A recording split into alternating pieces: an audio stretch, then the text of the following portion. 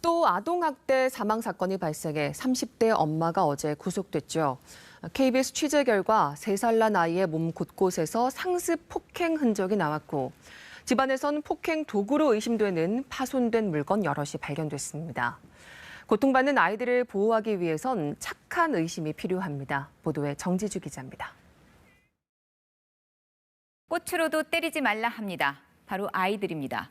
양부모 학대 끝에 숨진 정인이가 떠난 지 벌써 1년이 지났습니다. 그리고 지난 19일은 아동학대 예방의 날이었습니다. 제2의 정인이가 생겨서는 안 된다며 곳곳에서 이렇게 많은 노력들을 기울이고 있습니다만 그 노력들 무색하게 바로 다음 날인 지난 20일 또 안타까운 일이 벌어졌습니다. 그날 CCTV 화면부터 보시죠. 아이가 숨을 안 쉰다. 아이 아빠의 신고를 받고 구급대가 출동했습니다. 의식을 잃은 채 병원으로 옮겨진 3살 아이는 끝내 깨어나지 못했고요. 숨졌습니다. 시신에서는 멍과 철가상이 다수 발견됐다죠. 사망 당일 긴급 체포된 의붓 엄마인 30대 이모 씨는 어제 구속됐습니다. 경찰은 국과수로부터 사망 원인 관련 1차 소견을 받았다고 밝혔는데요. 직장 파열로 인한 치명상으로 추정된다고 밝혔습니다. 그리고 KBS 취재 결과 아이 몸에선 장기간 상습 학대를 당한 흔적들이 다수 확인됐습니다.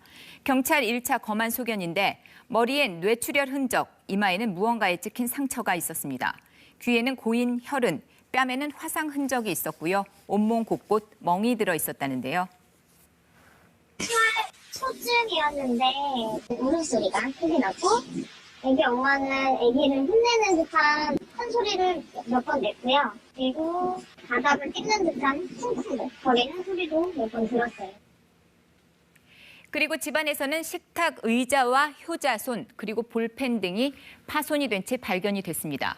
경찰은 유전자 감식을 의뢰했습니다. 의붓 엄마가 이런 도구들로 숨진 아이를 폭행했을 가능성을 의심하고 있다는 거죠. 앞서 이웃 주민도 말했지만요, 이런 도구들로 부모가 집안에서 아이를 때렸다면은 주변에서 아동 학대를 알아차리기는 쉽지 않다는데요. 관련 영상을 잠시 보시죠.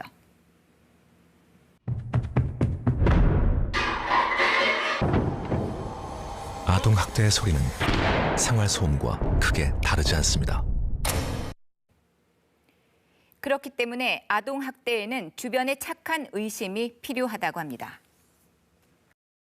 잠시 아동학대 사례 건수를 보면은요, 2017년에 2만 건대에 진입을 하더니 지난해에는 3만 900건이 넘게 집계가 됐습니다.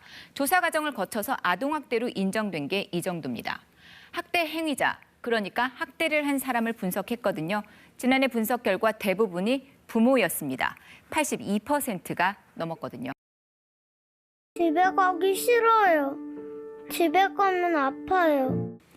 실제 아동학대 피해를 당한 아이들의 마음이 이랬다죠. 이 순간에도 소중한 아이들이 아파하고 있을지도 모릅니다. 그리고 그 학대로 아이가 숨질 수도 있습니다. 지난해 아동학대로 숨진 어린이가 43명이나 됐습니다. 아동학대 피해를 줄여보겠다면서 지난 3월에 즉각 분리 제도가 도입됐습니다. 1년 이내 아동학대 신고가 2회 이상 접수가 되면 아동을 학대 의심자로부터 분리되는 조치인데요. 문제는 잠시 분리가 되더라도 가정으로 돌아가는 비율이 높다는 겁니다. 10명 중 4명은 이렇게 집으로 다시 돌아갔다는데요. 이따금 아동학대 사건이 보도될 때마다 모두가 분노합니다. 하지만 우리 현실은 아직 먼 듯합니다. 아동학대 발생 시에 가족에 대한 전문 상담, 관련 교육 등은 강제성이 없고요.